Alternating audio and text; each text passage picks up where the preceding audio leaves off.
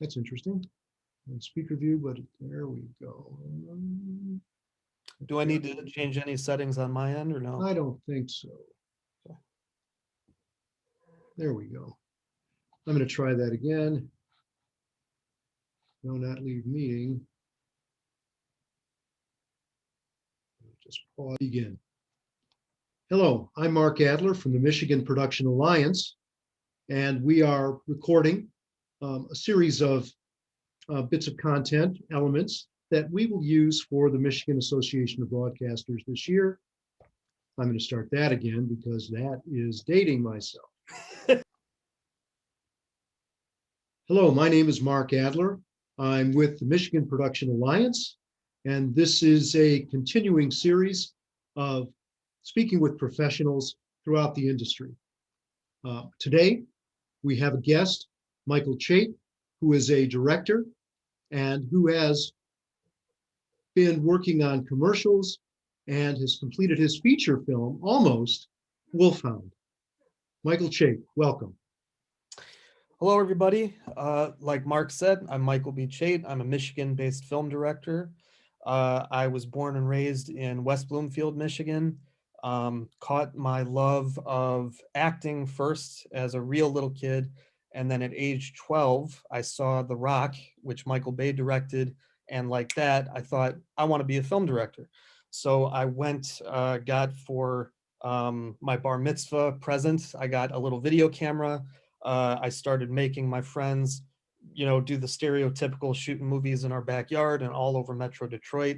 Went to college at Columbia College Chicago, where I met a great deal of awesome crew and cast, many of whom I still work with closely today, as those relationships are incredibly important. And in 2013, I moved back to Metro Detroit and worked on commercials and music videos until 2018, when we shot our first feature film, Wolfhound, which is within about 2 months or less of being completed. That's fantastic. Where did you get your start then? I mean, as a film student, chances are you were doing it all. Was that the case? Yes, just like many film students, Columbia encouraged us to do a little bit of everything.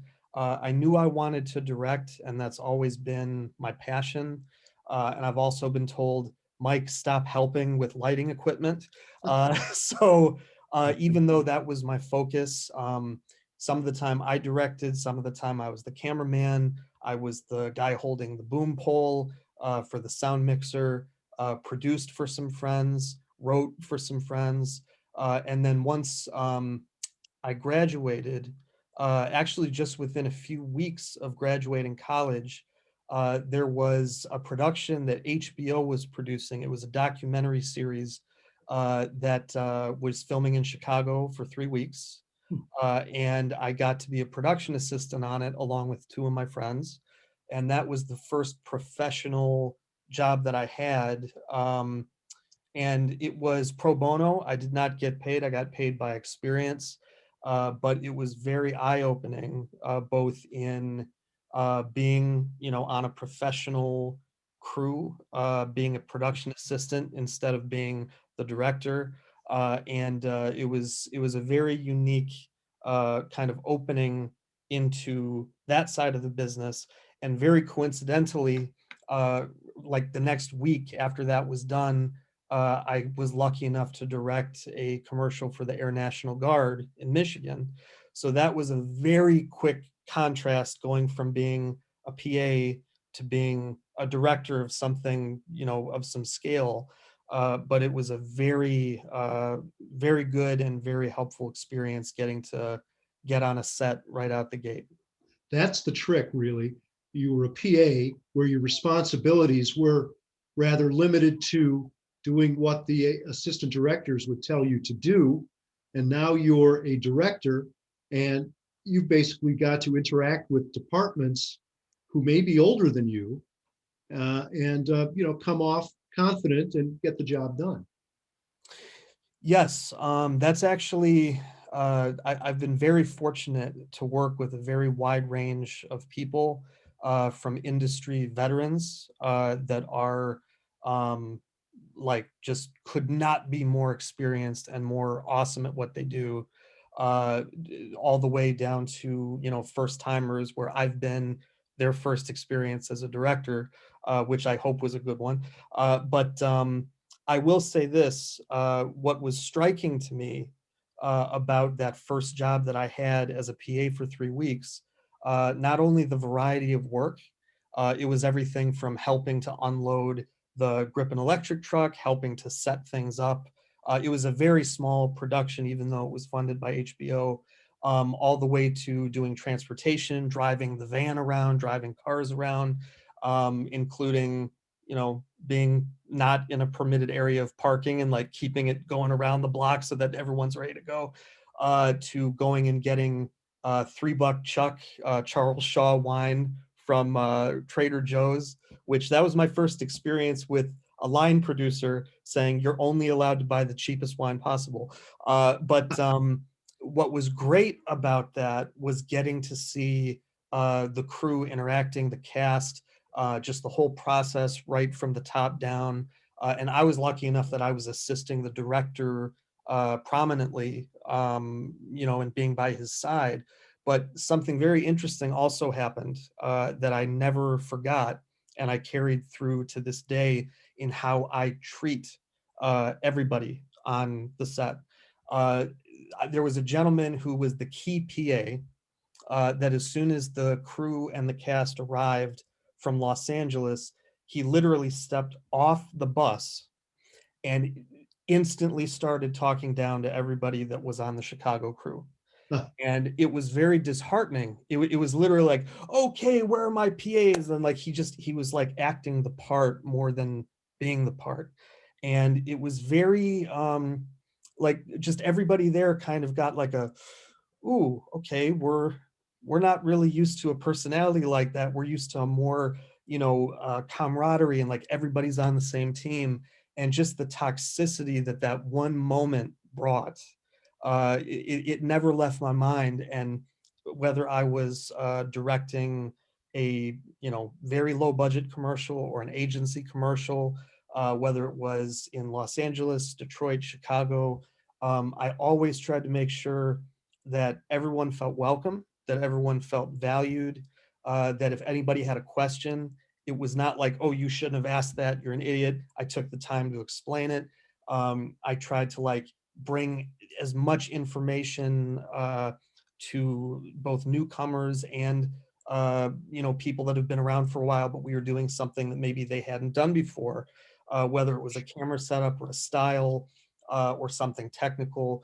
I've always tried to be very open and very warm because There are indeed a lot yeah, of styles. I've seen yes, directors myself who have closed. They want to keep it, within their small circle, and there's others that really keep it open. So that was kind of a teaching moment for you. Well, he didn't know he was giving you a teaching moment. For you, you were learning by watching and taking that, passing that forward, if you will, to the people that you've worked with. And it's great to have crews that you can really trust. absolutely. And that's one of the things that I learned in film school, and to this day, it's very true. Every time that I've ever met a new crew member, especially in, I'm very visual as a director. I know the lens I want to use, the camera position, the movement. Although if somebody has a better idea, if the DP, if an operator, an AC, even a PA, if there's a suggestion that's better than mine, I will absolutely take it and meld it into my plan because I want to have the best product. Well, let me Uh, ask you this. So, and to learn that kind of thing, the camera end of it, did you yes. have, you must have had a very good mentor in the camera department to help you out. You don't have to mention a name, but was that true? It is true. I actually had several great teachers at Columbia and Chicago that I will never be able to repay enough. And I will mention one by name. Oh, feel free. His name was Ron Pitts, and he was the first African American union camera assistant in Chicago.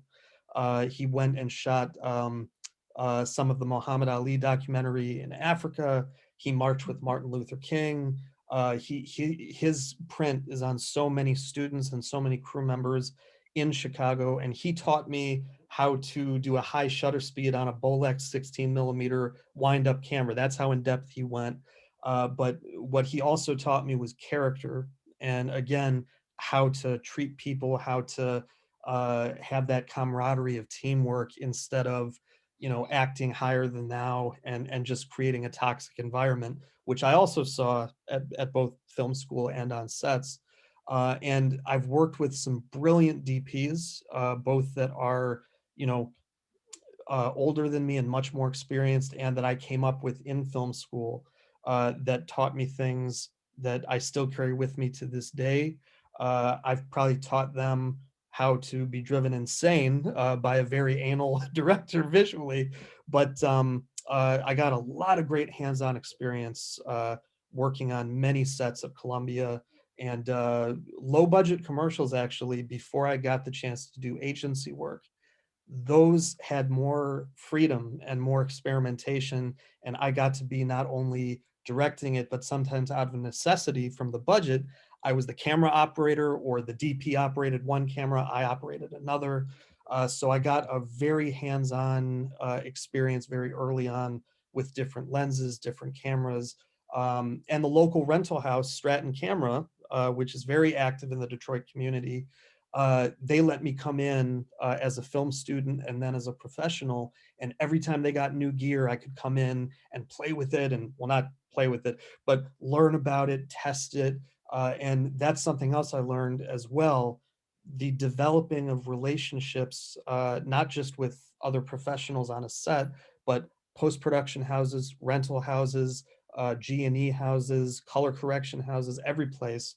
The more you can grow your network and kind of intertwine with all areas of production, all stages of production.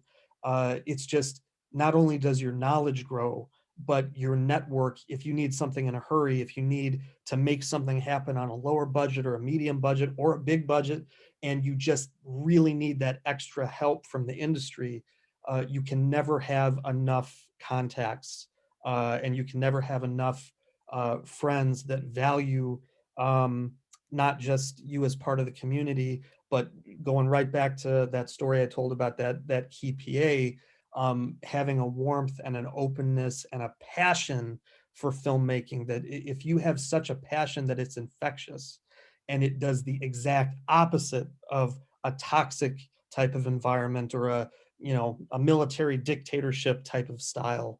I've learned that that can open a lot more doors, and just create much better environments where you get a better product out of it.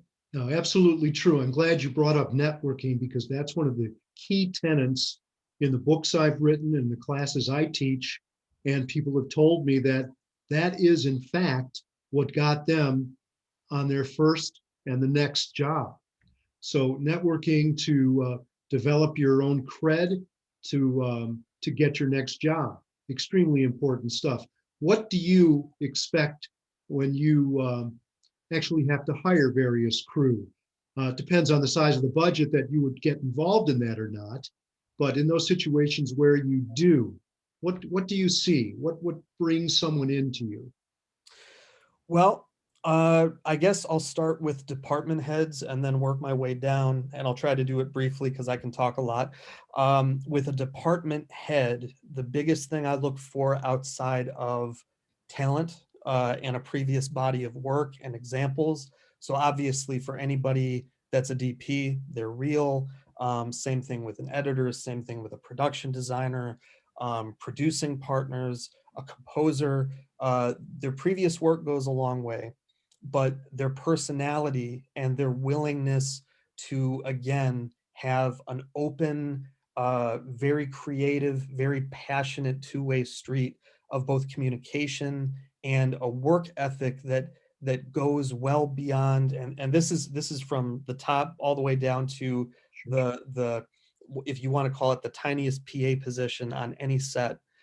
It's a passion for excellence and doing the absolute best, regardless if it's literally a mayonnaise commercial, or if it's a gigantic movie, the antithesis of that, and what I try to avoid and what I do not hire is people that have the mentality of good enough. And I learned this in film school. There's literally sets I've been on where the DP would say, "Ah, it's good enough, let's move on," or the director would say, "Ah, yeah, that's good enough, we can, it's fine, let's move on."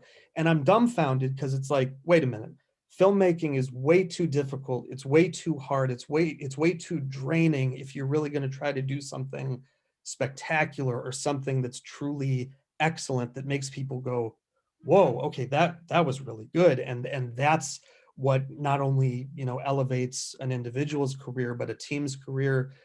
Every project that you do, movies, commercials, whatever, if it's extra special and you can tell that people really put their passion and their effort and their heart and soul into it, that's the kind of people I want to work with. And when I interview people for key positions, or I just think back to the DPs I've worked with, the editors I've worked with, the special effects guys, the guys making smoke in the background, or doing the squibs on people or gunshots.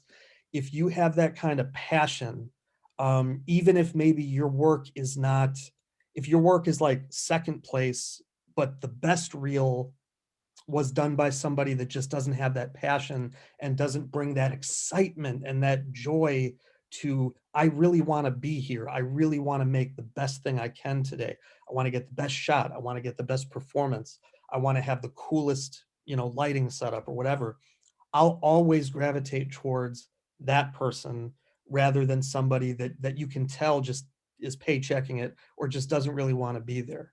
And Sure. And from a PA's point of view, that passion is where they get started. Some of these guys that I've met with and talked to, they'll sleep in a car and drive 100 miles to get a job. And, that passion that shows in just, that sacrifice, which is involved too, sometimes, not all the time, is reflected in the interview and in the job that they ultimately do. absolutely, and I'll give you case in point. There's several people for our movie Wolfhound that we're finishing. Hmm. We had to shoot the aerial sequences because it's a World War II action movie. There's some very large scale dogfight sequences, and we used real World War II aircraft, air to air photography. There's no green or blue screens in the whole movie, so it was very practical. There were a couple people that wanted to be on the project so much that they either came from Michigan down there with us and almost broke even basically, and offered to come from Virginia, crew down there that I wish we could have brought to Michigan. There were two PAs in particular who were so excited and so present and so just really excited to be there and excited to help out, and never 1 ounce of toxicity or like that, oh, I can't wait till I get to go home, this is really boring, or I just don't want to be doing this. I actually tried to bring them to Michigan, but our budget did not allow it. And case in point, you said people sleeping in their cars. I found out halfway through the shoot that one of the second ACs was sleeping on somebody else's couch just to be close enough to get to the set each day on time. And we brought them back as a first AC and then eventually as an operator on the pickups and the insert shoots that happened the following year, because not only were they excellent at what they did, but they were a joy to have on the set. They made everything lighter. And I can tell you this as well, as a director, and I think most directors would agree, it's a pretty stressful job, and you have a lot on your shoulders. You have the weight of the whole production. If anything goes wrong, if there's anything that sucks that's on the screen, it's your fault, even if it's not. And the one of the most helpful things for me is surrounding myself with people that just bring light and bring great vibes to the set, and you can tell they're just as excited to be there as you. And there literally were some days on the movie where just the excitement and the smile from a PA that genuinely was jazzed about getting to do what they were doing, it put a little bit more wind in my sails and helped me get to that 12th hour, or one day that 16th hour. And it was very, it just, you can tell right away, from the top down, who is going to go far and who's going to be desirable to have on set after set after set, just based on your attitude, more than I'd say as much, if not more so, than your technical expertise. That says it all. Thank you for clarifying that and making my point more solid. Let me ask you this: since we were talking about Wolfhound, tell me a little bit about it. Where was it most shot? You said in the Virginias. Well, the aerial sequences were shot in Virginia Beach and Suffolk, Virginia, which I did not realize until I got down there has almost hurricane-like storms occasionally, which gave us great cloudscapes, because you can't really tell how fast a plane is moving and how dramatic it is. If it's a clear blue sky, you need big, epic, poofy clouds. But it also rained us out a few days. But that was the aerials. The vast majority of the film was shot in the Ann Arbor area, and in Ypsilanti, at Willow Run Airport, at the original last remaining section of the Rosie the Riveter hangar, where they made the B-24 Liberator bombers in World War II, where Ford did that. And just being in that location was like just a weight of I history. I feel you because I've worked in that complex many times, and you do feel the ghosts in that building and the energy that was there. You really do, and there's no way you can replicate, the natural age of the building, and like the distressed metal, and the actual World War II period construction. We would not have been able to make the movie without it. A very brief overview. It's a World War II action movie. It follows a Jewish American fighter pilot, who really yearns to be on the front lines, and he's relegated to, as he calls it, babysitting runs, escorting B-17 bombers to their targets. And Okay. it's a be careful what you wish for scenario. They get jumped, humongous battle scene in the beginning, and literally everybody, the two fighters, the bomber and two Nazi fighters, everyone is shot down.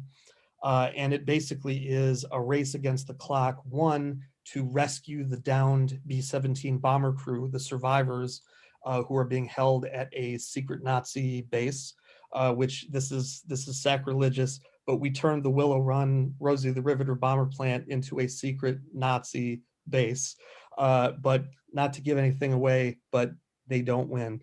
So I think we made up for it. Spoiler Um, alert, yes. Spoiler alert. And the second biggest part of the story is the Nazi ace that shot him down, is kind of a mirror image of him, and they have a one-on-one, mano-a-mano, arch nemesis, vengeance tale between the two of them, where the hero basically has to choose between that darker goal and the lighter goal of teamwork, of valuing the team effort instead of his own glory. And ultimately, he has to go rescue the downed airman. Uh, I won't tell you anything more than that. You'll hopefully see the movie, but it was a very ambitious, massive endeavor on a very low budget. We started on the second to lowest SAG tier, and as the movie was shooting and kind of grew during production, we were extremely fortunate to have a very understanding investor, and we wound up on the next SAG tier up, but it was still, pennies on the dollar of what we, quote unquote, needed. But the passion of everybody involved, and it was mainly a Michigan crew, the passion of everybody from the PAs all the way up to my producing partners, the camera crew, the art department, the special effects department, the stunt guys who were incredible. It really would not have been possible to even get through 2 weeks of filming. We filmed a total of 42 days between 2018 and 2019. It literally would not have been possible without the passion that everybody brought to it, because we were doing big setups. We had, two or three cameras, sometimes four, and that's not extravagance. That was literally just to get the movie finished in time. Sure. Because this should have had like a 60 or 70 some day schedule. So we were like flying through setups, no pun intended. And it was a gigantic jigsaw puzzle just to get it done. And that's really a huge credit to the Michigan production community, many of whom have worked on productions of all sizes, some of the features that have come in down, a lot of agency commercials and indie commercials, music videos, you name it.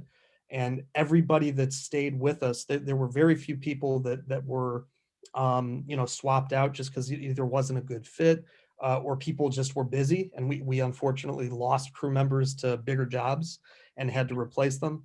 But literally everybody that was there made it possible to finish because of everything that I said earlier about bringing that passion and that extra effort, just to get it done, let alone getting it done to what I think is some pretty spectacular stuff we were able to do. Yeah, never settling, getting the quality that you wanted. Except for when the producer comes up to you and says, "You really need to move on from this setup." Then you need to kind of say, "Okay, I think we got it." Well, that is the yin yang of the industry.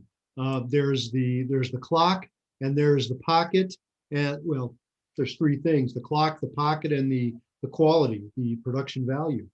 So you've got to somehow merge them together.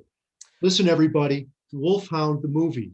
Go see it when it comes out. We'll make it known to you. Now, Michael, I want to ask you another question before we go. And that is, I think you had a little bit of an acting background. Is that true? A very short-lived one, but yes, when I was 16 years old, I just had turned 16 like a couple weeks prior to this. The film Hardball with Keanu Reeves was in town. It was the fall of 2000, and I have this memento, The this thermal print. Yeah. thermal print that Mark Adler himself, who was acting as the video, like all things video assist, video village, he was the guy on that shoot in Detroit. And I got a one line part in the movie. No I was kidding. on screen for, I think, 13 seconds. And that was the first time I was really on like professional, like a big movie set. And that was from, going shooting in my backyard with my friends Yep. to a gigantic shoot downtown outside of Cobo Hall. And they had hundreds of extras and 4 or 5 cameras. And it was an all night shoot for what amounted to like a 2-minute scene. I was completely overwhelmed, but I hit it. And even though I was 16, you had to be 18 to be cast in the part. I may have fibbed a little bit, and I got the one line role after auditioning on the spot for the director Brian Robbins, and it was an absolutely incredible experience to just get to see something that was so at the pinnacle of production when I was still in high school. I'll bet your eyes were open, and I bet you probably took in a little bit of that for your own purposes and growth. I did, and there was one thing that sticks with me even more than the incredible coincidence that that's when I met you for the first time, which I didn't realize till a few months ago. You might remember this, Mark. The DP Tom Richmond. He's an industry veteran. He's done shoots of all shapes and sizes, and a gigantic. I think it was like a 10K or some gigantic HMI exploded because of the moisture and the Oh my humidity. God, yes, I remember that. Wow. And here's what happened, and I've never forgotten this. Um, I was actually showing him on my little camcorder some of my backyard, going out with my friends, making movies, short films at the time, and that thing blew, and everyone flinched. He just kept watching my screen, and I was thinking, wait a minute, you're the DP. A giant light just blew up. Aren't you panicked? Aren't you nervous? And like, oh God, this is a disaster. He took it in stride. He rolled with it. And you know why, right? You know why. He has a good crew. He can trust them, and Yes. they kept it going for him.